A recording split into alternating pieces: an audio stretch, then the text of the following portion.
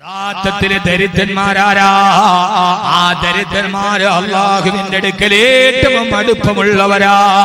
സഹോദരാ സഹോദരി, ആ ദരിദ്രന്മാരെ നിങ്ങൾ ആട്ടിയോടിക്കരുത്. നമ്മുടെ വീട്ടിലൊരാള് ഒരു നേരത്തെ അന്നത്തിന് വന്നാൽ ഹബീബായ നബി സല്ലല്ലാഹു അലൈഹി വസല്ലമ പറയാ, നാളെ പരലോകത്ത് ചെല്ലുമ്പോ അല്ലാഹു സുബ്ഹാനഹു വ തആല ഓരോരുത്തരോട് ചോദിക്കുവത്രേ, ഞാൻ നിന്റെ മുമ്പിൽ വിശന്നിട്ട് വന്നുവല്ലോ, എന്തേ നീ എനിക്ക് ഭക്ഷണം തരാതിരുന്നത്? ചോദിക്കും അല്ലാഹുവേ, നീ എന്റെ മുമ്പിൽ ഭക്ഷണത്തിന് വരികയോ? ലോകത്തുള്ള കോടാനുകോടികൾക്ക് ഭക്ഷണം കൊടുക്കുന്ന റാസിക്ക് നീയല്ല റബ്ബേ, നിനക്കെന്തിനാണ് ഭക്ഷണം ആവശ്യം? നീ എന്റെ വീട്ടിൽ ഭക്ഷണത്തിന് വന്നെങ്കിൽ എല്ലാം നിനക്ക് തരുമായിരുന്നല്ലോ റബ്ബേ, എന്താണ് നീ പറയുന്നതെന്ന് ചോദിക്കുമ്പോ അല്ലാഹു പറയും, നിന്റെ വീട്ടുമുറ്റത്ത് എത്ര പേര് നേരത്തെ ഭക്ഷണത്തിന് കൈനീട്ടി വന്നു, അവരെയൊക്കെ നീ ആട്ടിയോടിച്ചില്ലേ? ആ വന്നവരെ ഞാൻ പറഞ്ഞു വിട്ടവരാണ്, നീ എന്നെ ആട്ടിയോടിച്ചതിന് തുല്യമാണ് എന്ന് അല്ലാഹു മറുപടി പറയുമെന്ന് നബി മുഹമ്മദ് മുസ്തഫ.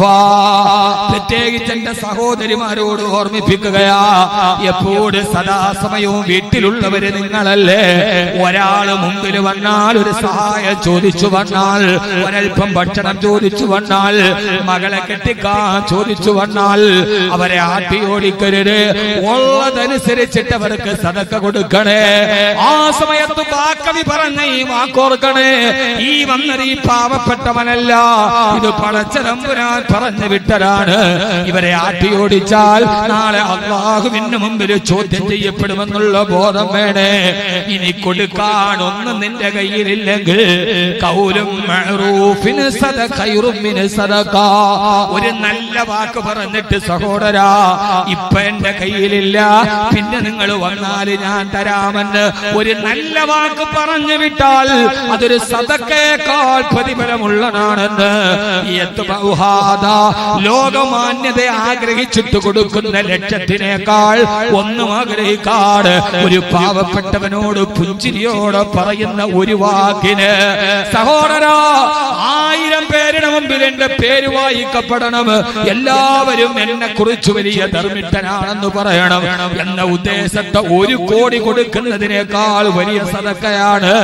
ഒന്നുമില്ലാത്ത ഒരുത്തന്റെ മുമ്പിൽ ഒരു പാവപ്പെട്ടവൻ വരുമ്പോ നല്ല പുഞ്ചിരിയോടെ അവനെ ചേർത്ത് പിടിച്ചിട്ട് സഹോദരാ എന്റെ കയ്യിൽ ഇപ്പൊ ഒന്നുമില്ല, ഇൻഷാ അല്ലാഹ് ഇനി ഒരിക്കലും കാണുമ്പോ ഞാൻ എന്തെങ്കിലും തരാം, അല്ലാഹു നിന്നെ സഹായിക്കട്ടെ എന്ന് ഒരാൾ പറഞ്ഞാൽ അതിനാണ് ഏറ്റവും പ്രതിഫലമെന്ന് ഹബീബായ നബി മുഹമ്മദ് മുസ്തഫ സല്ലല്ലാഹു അലൈഹി വസല്ലമ. അല്ലാഹു നമ്മളെ അക്കൂട്ടത്തിൽ പെടുത്തട്ടെ. ആമീൻ പറയ്. അല്ലാഹു നമ്മളെ അക്കൂട്ടത്തിൽ പെടുത്തട്ടെ.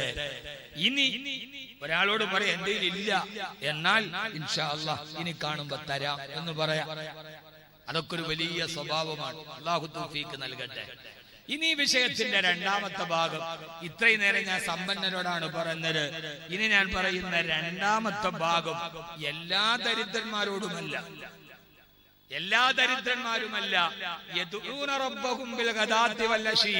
ദാരിദ്ര്യമുണ്ട്, അള്ളാഹുവിനെ അനുസരിച്ച് ജീവിക്കുന്ന മുത്തഖിയുമാണ്. അല്ലാതെ എല്ലാ ദരിദ്രന്മാരുമല്ല, അള്ളാഹുവിനെ അനുസരിച്ച് ജീവിക്കുന്ന രാപകലില്ലാതെ ദിക്റുകൾ ചെല്ലുന്ന നല്ല ദരിദ്രന്മാർ. ദരിദ്രന്മാര് മോശമുണ്ട്. 2 വിഭാഗം ആളുകൾ, അവരെ അള്ളാഹുവിന് തീരെ ഇഷ്ടമല്ല. അള്ളാഹു നമ്മൾ അതിൽ നിന്ന് കാക്കട്ടെ. ആമീൻ പറയും മനുഷ്യന്മാരെ. അതോ അതിൽ പെടണോ? 2 വിഭാഗം ആളുകൾ, ആ 2 വിഭാഗം ആളുകളെ അല്ലാഹുക്ക് തീരെ ഇഷ്ടമല്ല.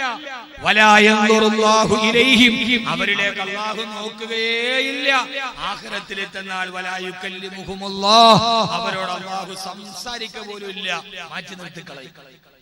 ഒന്നാലോചിച്ച് നോക്കി, കുറെ ആളുകൾ കൂടുന്ന സ്ഥലത്ത് നമ്മൾ പരസ്പരം സംസാരിക്കുന്നു, 2 പേരെ മാറ്റി നിർത്തിയിരിക്കുന്നു, അവരുടെ മുഖത്താരും നോക്കണില്ല, അവരോട് ആരും സംസാരിക്കണില്ല, ഒറ്റപ്പെട്ടു പോകില്ല നമ്മൾ അവിടെ. മഹിശറ എന്ന മഹാസഭയിൽ അവരോട് നോക്കുക പോലുമില്ല 2 വിഭാഗം ആളുകൾ. അല്ലാഹു നമ്മൾ അതിൽ നിന്ന് കാക്കട്ടെ. പറഞ്ഞുതരട്ടെ, ചിരി ഗൗരവമുള്ള കാര്യമാണ്. ഒന്നാമത്തേത് ഫക്കീറുൻ മുത്തകബ്ബിറുൻ, അഹങ്കാരിയായ ദരിദ്രൻ. അവന് ദാരിദ്ര്യമുണ്ട്, അവന് കടങ്ങളുണ്ട്, ബാധ്യതകളുണ്ട്, എല്ലാ പ്രയാസങ്ങളും ദാരിദ്ര്യങ്ങളും അല്ലാഹു കൊടുത്തിട്ടുണ്ട്. പക്ഷേ അവന്റെ അഹങ്കാരത്തിന് ഒരു കുറവുമില്ല. വഫക്കീറുൻ മുത്തകബ്ബിറുൻ, ദരിദ്രനായ ദരിദ്രൻ, അഹങ്കാരിയായ ദരിദ്രൻ. ആവശ്യത്തിന് പ്രയാസവും കടവും ദുഃഖവും രോഗവും ഒക്കെയുണ്ട്. എന്നാൽ നാട്ടിൽ അടിയുണ്ടാകും അവൻ നെഞ്ചു പിരിച്ച് ഫ്രണ്ടിയുണ്ട്. വെള്ളിയാഴ്ച ചുമയക്കടി ഉണ്ടാക്കാനും അവൻ ഫ്രണ്ടിലുണ്ട്. അവന്റെ അത്രയും വലിയ അഹങ്കാരിയ ദുനിയാവി വേറെ ആരുമില്ല. ഈ ദാരിദ്ര്യം എന്ന് പറയുമ്പോ ആ ദരിദ്രൻ ആരാ? അള്ളാഹ് ഇഷ്ടപ്പെട്ട ദാരിദ്ര്യമുണ്ട്, ഇഷ്ടപ്പെടാത്ത ദരിദ്രനുണ്ട്. അവനില്ലാത്ത പ്രശ്നവും പ്രയാസവും ഒന്നുമില്ല. എന്നാ നാട്ടിൽ ഏത് കുഴപ്പത്തിനും ആരുണ്ട്? ഇവനുണ്ട്. ആളുകൾ പറയടാ നിനക്ക് നിന്റെ കാര്യം തന്നെ കട്ടത്ത്. നീ ആരടാ എന്നോട് ചോദിക്കാൻ?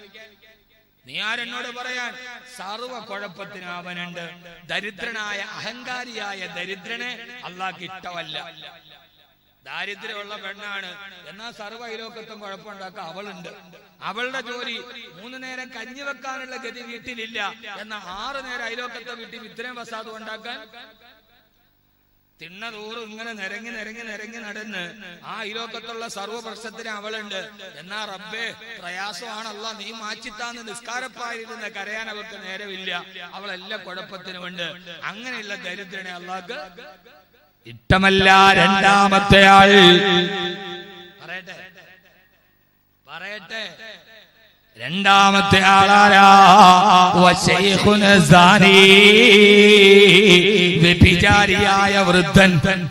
വ്യഭിചാരിയായ വൃദ്ധൻ തലമുടി നരച്ചിട്ടുണ്ട്, താടിയിൽ നര വീണിട്ടുണ്ട്, ഏതാണ്ട് വയസ്സ് 60ഓട് കടന്നിട്ടുണ്ട്. എന്നാലും ഇപ്പണി മാത്രം അവൻ നിർത്തിയിട്ടില്ല. വശൈഖുൻ സാനി, വൃദ്ധനായ വ്യഭിചാരി. തലമുടി നരച്ചു, താടി നരച്ചു, കാലിന്റെ മുട്ടൊക്കെ അത്ര നിർവാതായി. എന്നാലും ഇപ്പണി നിർത്തിയിട്ടില്ല അയാൾ. വശൈഖുൻ സാനി. അല്ലാഹു കാക്കട്ടെ. ഞാൻ പറയണ മനസ്സിലാവണുണ്ടോ? നിങ്ങൾക്ക് ഞാൻ പറയണ മനസ്സിലാവണുണ്ടോ? ശൈഖുൻ സാനി, വ്യഭിചാരിയായ വൃദ്ധനെ അല്ലാഹ്ക്ക് ഇഷ്ടമല്ലെന്നാണ്. അപ്പൊ വ്യഭിചാരിയായ യുവാവോ? ചെറുപ്പക്കാരെ നമ്മൾ രക്ഷപ്പെട്ടടാ, അല്ലാഹ്ക്ക് നമ്മളോട് വലിയ ഇഷ്ട. നമ്മളങ്ങനെ മഫ്ഹൂമ് മുഖാലഫ നോക്കുന്ന ആളുകളാ. എന്നാ കേട്ടോളി, എന്റെ മോനെ, 25 വയസ്സുള്ള ഒരു ചെറുപ്പക്കാരൻ വ്യഭിചരിച്ചാൽ കിട്ടുന്ന ശിക്ഷയല്ല 40 വയസ്സുള്ള ഒരാൾ വ്യഭിചരിച്ചാൽ ഇരട്ടി ശിക്ഷ. ഞാൻ പറഞ്ഞ മനസ്സിലാവണുണ്ടോ? 25 വയസ്സുള്ള കരികരുത്ത ക്ഷുഭിത യൗവനത്തിന്റെ പ്രതീകമായ യുവാവ് വ്യഭിചരിക്കുന്ന ആ യുവാവിന് ശിക്ഷയുണ്ട്. അതിന്റെ ഇരട്ടി ശിക്ഷയാണ് 40 വയസ്സായപ്പോ വ്യഭിചരിച്ചവന്. 40 വയസ്സിൽ വ്യഭിചരിച്ച ഒരാളുടെ ശിക്ഷയുടെ 3 ഇരട്ടിയാണ് 60ാമത്തെ വയസ്സിൽ വ്യഭിചരിച്ചവൻ. കാരണം അപ്പോഴൊന്നും പടച്ചോനെ വയസ്സ് 40 റബ്ബേ, ഇത്രയും നാളിങ്ങനെ അടിച്ചു പൊളിച്ച് ചിരിച്ചും കളിച്ചും രസിച്ചും രമിച്ചും ഹരിച്ചും കളിച്ചും കുളിച്ചും നടന്നു. ഇനി നന്നായിട്ട് നടക്കണോ അല്ലാ? വയസ്സ് 40 തലമുടി നരക്കാൻ തുടങ്ങി. എന്റെ പെണ്ണുങ്ങളെ, എന്റെ പൊന്നു പെണ്ണുങ്ങളെ, തലമുടിയൊക്കെ ഇവിടെ മെല്ലെ നരക്കാൻ തുടങ്ങി. പടച്ചോനെ, ഇനി ഞാൻ ഇങ്ങനെ ഈ ഹിജാബ് കെട്ടിയാ പറ്റൂല. തലമറയ്ക്കാതെ ഏതെങ്കിലും പെണ്ണുങ്ങൾ കാസർഗോഡ് ഉണ്ടാവും, കോഴിക്കോട് ഉണ്ടാവും. തലമറയ്ക്കാതെ നടക്കുന്ന ഏതെങ്കിലും പെൺകുട്ടികളെ നിങ്ങൾ മുസ്ലിം പെൺകുട്ടികളെ കണ്ടിട്ടുണ്ടോ? ആ മറയ്ക്കലൊരു മറയ്ക്കലാണെന്നേ ഉള്ളൂ. തലമറക്കുന്നുണ്ട്. യഥാർത്ഥത്തിൽ അതൊന്നും ഒരു ഈമാനിന്റെ അടയാളം, ഈമാൻ നിർഗളിക്കുന്ന ഒരു കർമ്മമായിട്ടത് മാറാറില്ല. സഹോദരി, 40 വയസ്സായി. ആ 40 വയസ്സായാലും മാറ്റം വരണം. അല്ലാഹു നമ്മളെ കാത്തുരക്ഷിക്കട്ടെ.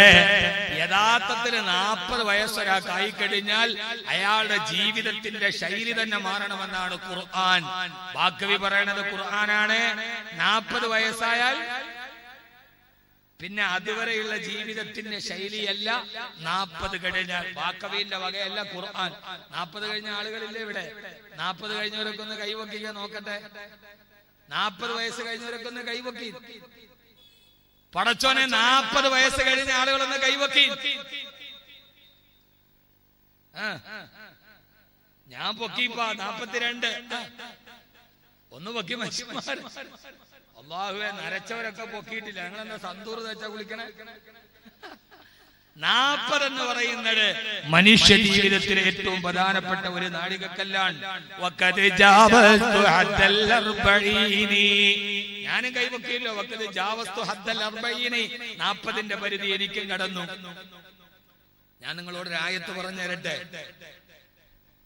നിങ്ങൾ ഇരിക്കണ 2 മണിക്കൂർ നിങ്ങൾക്ക് മുതല. 2 മണിക്കൂർ ഇരിക്കൂലേ? 12 മണി ദുആ കഴിയാതെ ഒരാൾ എഴുന്നേൽക്കൂല എന്നുണ്ടെങ്കിൽ ഞാൻ വഅ്ള് പറയും. കാരണം എനിക്ക് ഏറ്റവും വലിയൊരു വിഷമം, വഅ്ള് കഴിഞ്ഞു ദുആടെ സമയം ഒരൊറ്റ പോക്ക പറ്റൂല. എല്ലാരും ഇൻഷാ അല്ലാഹ് ദുആയി കഴിയാൻ 12 മണിക്കുള്ളിൽ നമ്മൾ അവസാനിപ്പിക്കും. പ്രധാനപ്പെട്ട 1-2 കാര്യങ്ങൾ പറഞ്ഞിട്ട് ഇൻഷാ അല്ലാഹ് നമുക്ക് പിരിയാം. ഇൻഷാ അല്ലാഹ് ഇരിക്കൂലേ? ഇൻഷാ അല്ലാഹ് എല്ലാരും സദസ്. ഇതിപ്പോ ഏതാണ്ടില്ല, ട്രംപ് വന്നപ്പോ മോഡി പണിത മതില് മാതിരിയാ. അപ്പുറത്ത് കുറെ ആളുകൾ ആ മതിലിന്റെ അപ്പുറത്തുണ്ട്, എന്നാ നമ്മൾ കാണുന്നുണ്ട്. ഇങ്ങോട്ട് വന്നൂടെ നമുക്ക്? അഹമ്മദാബാദിൽ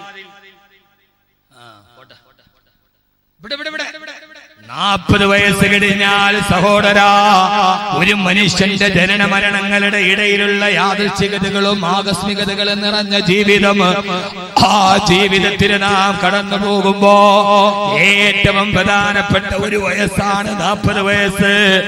ആ വയസ്സെത്തിയാൽ പിന്നെ ചെറുപ്പക്കാരാ, ചെറുപ്പക്കാരി, മുഅ്മിനത്തെ ശ്രദ്ധിച്ചു കേൾക്കണേ. ഈ ഒരൊറ്റ കാര്യമൊന്ന് മനസ്സിലാക്കിയാൽ മതി, നമ്മുടെ ജീവിതത്തിന്റെ ഏറ്റവും പ്രയോജനപ്പെട്ടതാ. ഹത്താ ഇദാ ബലഗ അശുദ്ധഹു വബലഗ 40 സന ഖാല റബ്ബി ഔസിഗ്നി അൻ അശ്കുറ നിഅമതക അല്ലതി അൻഅംത അലയ്യ وعلى والدي وأن أعمل صالحا ترضاه وأصلح لي في ذريتي إني تبت إليك وإني من المسلمين. അല്ലാഹുവിന്റെ ഖുർആൻ പറയുകയാ, 40 വയസ്സ് പൂർത്തിയായി കഴിഞ്ഞാൽ പിന്നെ ഓരോരുത്തരും അടിമുടി മാറണം. അതേവരെയുള്ള ജീവിതത്തിന്റെ ശൈലിയോട് വിട പറയണം. എന്നിട്ട് റബ്ബിനോട് പറയും, റബ്ബി അല്ലാഹുവേ, അല്ലാഹുവേ, അല്ലാഹുവേ, ഔസിഗ്നി അൻ അശ്കുറ നിഅമതക അല്ലതി അൻഅംത അലയ്യ. ഇക്കഴിഞ്ഞു പോയ 40 വർഷക്കാലത്തിന് നീ എനിക്ക് വാരിക്കോരി തന്ന അനുഗ്രഹത്തിന് നിന്നോട് ഞാൻ നന്ദി രേഖപ്പെടുത്തുന്നു റബ്ബേ. വഅലാ വാലിദയ്യ, എന്റെ മാതാപിതാക്കൾക്ക് നീ ആ അനുഗ്രഹം നൽകണേ അല്ലാഹ്. എന്നിട്ട് പറയാണ്, റബ്ബേ 40 വർഷം കഴിഞ്ഞല്ലോ, അടിച്ചു പൊളിച്ചു ജീവിച്ചല്ലോ, ഇനി റബ്ബേ വഅൻ അഅമല സാലിഹൻ തർളാഹ്, ഇനി നിനക്കിഷ്ടപ്പെട്ട നല്ല പ്രവർത്തനങ്ങൾ ചെയ്ത് എന്റെ ആയുസ് ജീവിക്കാൻ നീ എനിക്ക് തൗഫീഖ് നൽകണേ റബ്ബേ. വാസ്ലിഹ് ലി ഫീ ദുർരിയതി, 40 കഴിഞ്ഞല്ലോ, എന്റെ കാലുകൾ ബലഹീനമാകുന്നുണ്ട്, എന്റെ ആരോഗ്യം തിരിച്ചു നടക്കുന്നുണ്ട്, പഴയതുപോലെ ബിസിനസ് നടത്താൻ വയ്യ. വാസ്ലിഹ് ലി ഫീ ദുർരിയതി, എന്റെ മക്കളെ അതെല്ലാം ഏറ്റെടുക്കാൻ പ്രാപ്തരാക്കി എന്റെ മക്കളെ നീ സാലിഹീങ്ങളാക്കണേ അല്ലാഹ്. 40 കഴിഞ്ഞാൽ ഏതാണ്ട് നമ്മുടെ മക്കൾക്കൊരു ശരാശരി 25 വയസ്സിൽ കല്യാണം കഴിച്ചാൽ നമ്മുടെ മക്കള് 13, 14, 15 വയസ്സാകുമല്ലോ. ആ സമയത്തല്ലേ മക്കള് വഴിതെറ്റിപ്പോവുക. 40 വയസ്സുള്ള വാപ്പ ദുആ ചെയ്യണേ, ഉമ്മ ദുആ ചെയ്യണേ, വാസ്ലിഹ് ലി ഫീ ദുർരിയതി, എന്റെ മക്കളെ നീ സാലിഹീങ്ങളാക്കണയല്ലോ. മറ്റുള്ളവരുടെ മുമ്പിൽ അപമാനഭാരത്താൽ തലകുനിക്കുന്ന മക്കളാക്കല്ല റബ്ബേ. പടച്ചവനെ 40 ഇന്നീ തുബ്തു ഇലൈക, നിന്നിലേക്ക് ഞാൻ പശ്ചാത്തപിച്ചു മടങ്ങുന്നു അല്ലോ, നിന്നിലേക്ക് ഞാൻ തിരിച്ചു നടക്കുന്നു അല്ലോ, നിന്നിലേക്ക് ഞാൻ പശ്ചാത്തപിക്കുന്നു അല്ലോ. ഇനി എനിക്കൊരു യഥാർത്ഥ മുസ്ലിമായി മുഅ്മിനായി ജീവിക്കാൻ നീ എനിക്ക് തൗഫീഖ് നൽകണേ അല്ലാഹ്. മുഅ്മിനേ മുഅ്മിനത്തെ 40 വയസ്സെത്തിയാൽ ജീവിതത്തിൽ മാറ്റമുണ്ടാവണം, ശൈലിയിൽ മാറ്റമുണ്ടാവണം, രീതിയിൽ മാറ്റമുണ്ടാവണം. കാരണം 40 വയസ്സെത്തിയാൽ അതിന്റെ അർത്ഥമെന്താ? ഇനി പരമാവധി 20 വർഷം കൂടിയല്ലേ ഉള്ളൂ, 30 വർഷം കൂടിയല്ലേ ഉള്ളൂ. റബ്ബേ, ഇനിയുള്ള ജീവിതം, ഞാൻ എന്റെ ജീവിതം തീർന്നല്ലോ അല്ലാ. ഓരോ വർഷവും കൊടിഞ്ഞപ്പോ എന്റെ ആയുസ് തീർന്നല്ലോ റബ്ബേ. കൊടിയുന്നു കൊല്ലങ്ങൾ, മാസങ്ങളാഴ്ച, കഴിയുന്നു കൊല്ലങ്ങൾ, മാസങ്ങളാഴ്ച, കുറയുന്നു നിന്നുടെ ആയുസ് തീർച്ച. ഓരോ കൊല്ലവും ഓരോ മാസവും കൊടിഞ്ഞു വീഴുമ്പോ അള്ളാഹു നിശ്ചയിച്ച ആയുസിൽ നിന്ന് ഒരു കൊല്ലം തീർന്നില്ലേ? 2019 തീർന്നില്ല മുഅ്മിനേ. അള്ളാഹു നിശ്ചയിച്ച ആയുസിൽ ഒരു വർഷം കൂടി പോയില്ലേ? 2020 വന്നില്ലേ? അള്ളാഹുവേ, അള്ളാഹുവേ, ഞങ്ങളുടെ ജീവിതത്തെ നന്നാക്കി തരണേ അല്ലാ. മഹാനായ ഫുളൈൽ ഇബ്നു ഇയാദ് റളിയല്ലാഹു അൻഹുവിന്റെ മുമ്പിലൂടെ 60 വയസ്സുള്ള ഒരാൾ കടന്നു പോയപ്പോ മഹാനായ ഫുളൈൽ ഇബ്നു ഇയാദ് റളിയല്ലാഹു അൻഹു ചോദിച്ചു, എത്ര വയസ്സായി? അയാൾ പറഞ്ഞു 60 വയസ്സായി. മഹാനവറുകൾ ഉടനെ ചോദിച്ചു, 60 വർഷമായിട്ട് അല്ലാഹുവിന്റെ ഖബറിലേക്ക് നടക്കുകയാണല്ലേ? മഹാനവറുകൾ ഒരു വൃദ്ധനെ കണ്ടു, എത്ര വയസ്സായി? 60 വയസ്സായി. അപ്പോ ഒരു ചോദ്യം, 60 വയസ്സായിട്ട് ഖബറിലോട്ട് നടക്കാണല്ലേ 60 വർഷമായിട്ട്? അയാൾ പേടിച്ചു ഉറച്ചുപോയി. 60 വയസ്സുള്ള ഉപ്പൂപ്പ പൂച്ചക്കാട് പള്ളിയിൽ നിസ്കരിക്കാൻ വന്നു. ഖത്തീബ് ഫ്രണ്ട് ഇരിക്കാൻ. ഖത്തീബ് അപ്പൊ ബാക്കവി ഉസ്താദ് ചോദിച്ചു, എത്ര വയസ്സായി? ഉപ്പ പറഞ്ഞു 60 വയസ്സായി. അപ്പൊ ബാക്കവി ഉസ്താദിന്റെ ഒരു ചോദ്യം, 60 വർഷമായിട്ട് ഖബറിലോട്ട് നടക്കാണല്ലേ? പൊന്നു ഉസ്താദേ, അമ്മാതിരി വർത്താനം, പേടിയോ? ആർക്കും പേടിയുണ്ടാവും. ഖബറിലേക്ക് കേട്ടാല് പേടിയുണ്ടാവും, വല്ലാത്ത പേടിയുണ്ടാവും. ചോദിച്ചു, 60 വർഷമായിട്ട് ഖബറിലേക്ക് നടക്കുകയാണല്ലേ?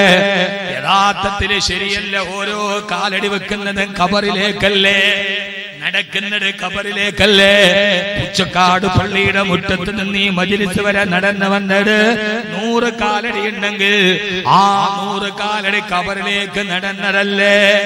നടന്ന് നടന്ന് നടന്ന് നമ്മൾ ഖബറിലെത്തി ചേർന്നിടും. നാള് കൊഴിയും തോറും നമ്മുടെ ആയുസ്സെണ്ണം കുറഞ്ഞിടും. ഓരോ നടപ്പങ്ങട്ടാ. അതുകൊണ്ടാണ് തടവാ ഉസ്താദ് പറഞ്ഞത്, ഗർഭാശയം വിട്ടതു മുതൽ സഫറാണ്, അടുത്തുള്ള ക്യാമ്പും സോദര ഖബറാണ്. ഖബറിലേക്കുള്ള നടത്തമാണ്. അതുകൊണ്ട് 60 വർഷമായി. അപ്പോ ചോദിച്ചു, ആ 60 വയസ്സുള്ള വൃദ്ധൻ പേടിച്ചിട്ട് പറഞ്ഞു, ഇന്നാലില്ലാഹി വ ഇന്നാ ഇലൈഹി റാജിഊൻ. അയാൾ ഇന്നാലില്ലാഹി എന്നുറക്കെ പറഞ്ഞപ്പോ മഹാനായ ഫുളൈൽ ഇബ്നു ഇയാദ് റളിയല്ലാഹു അൻഹു ചോദിച്ചു, നിങ്ങൾക്കറിയോ അത്തദിരി മാനാ ഖൗലിക ഇന്നാലില്ലാഹി എന്ന് നിങ്ങൾ പറഞ്ഞ വാക്കിന്റെ അർത്ഥം നിങ്ങൾക്കറിയോ? അയാൾ പറഞ്ഞു, എനിക്കറിയാം. എന്താണ് അതിന്റെ അർത്ഥമെന്നറിയോ? ഞാൻ അല്ലാഹുവിന്റെ അടിമയാണ്,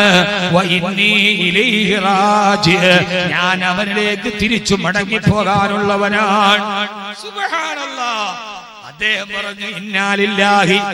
നമ്മൾ പറയാറില്ലേ, ഒരു മുസീബത്ത് വരുമ്പോ പറയണ വാക്കാണ് ഇന്നാലില്ലാഹി. ഒന്ന് സഹരിക്കും മനുഷ്യന്മാരിരുന്ന് ഉറങ്ങാണോ? ഇമ്മാതിരി ശബ്ദത്തിൽ വാത് പറഞ്ഞിട്ട് നിങ്ങളിരുന്ന് ഉറങ്ങാണോ? ഇവിടെ വെളിച്ചമില്ലാത്തോണ്ട് കാണാനും വയ്യ. ഈ ഫ്രണ്ട് നേരം അതെന്താ അങ്ങനെ? ഫ്രണ്ടിൽ വെളിച്ചം വേണ്ട ആളുകളുടെ. ഈ ഫ്രണ്ടിൽ ഇരിക്കുന്ന ആളുകളുടെ കണ്ണ് മാത്രം തിളങ്ങണ എനിക്ക് കാണാൻ പറ്റും, വേറെ ഒന്നും കാണാൻ പറ്റും. അള്ളാഹു നമ്മളെ കാക്കട്ടെ. പിന്നെ കാസർഗോഡുകാർ വെള്ളം ഇടണോണ്ട് പിന്നെ കാണാനും പറ്റും.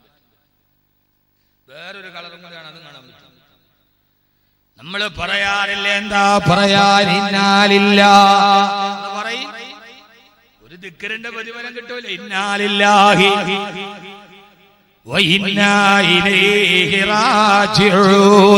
എന്താണ് പറഞ്ഞത് വാക്കിന്റെ അർത്ഥമെന്നറിയോ?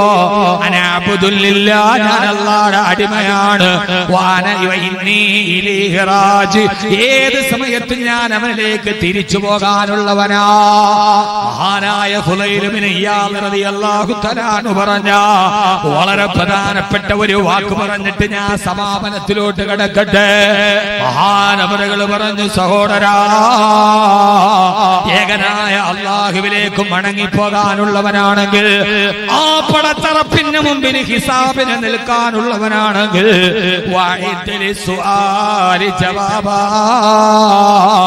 അവൻ ചോദിക്കുന്ന ചോദ്യത്തിന് മറുപടി തയ്യാറാക്കിയിട്ട് പോകണേ. അല്ലാഹു ചോദിക്കുന്ന ചോദ്യത്തിന് മറുപടി പറയാൻ നിനക്ക് കഴിയുമോ? ഒന്ന് നിങ്ങൾ ചിന്തിക്കുക. അല്ലാഹു ചോദിക്കുന്ന ചോദ്യത്തിന് മറുപടി പറയാൻ പറ്റുമോ? പറ്റുമോ? എന്താ ചോദ്യം? ഞാൻ വിഷയത്തിൽ നിന്ന് മാറിയതല്ല മോനെ. ഇന്നാലില്ല പറഞ്ഞാ പോരാ. അതിന്റെ അർത്ഥം ഞാൻ അല്ലാഹുവിന്റെ അടിമയാണ്, അവനിലേക്ക് ഏത് സമയത്തും ഞാൻ മടങ്ങി പോകേണ്ടവനാണ്. എന്നാൽ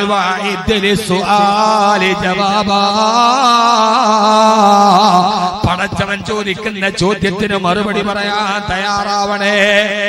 എന്താ ചോദ്യത്തിന് മറുപടി പറയാൻ തയ്യാറാണോ? തയ്യാറാണോ?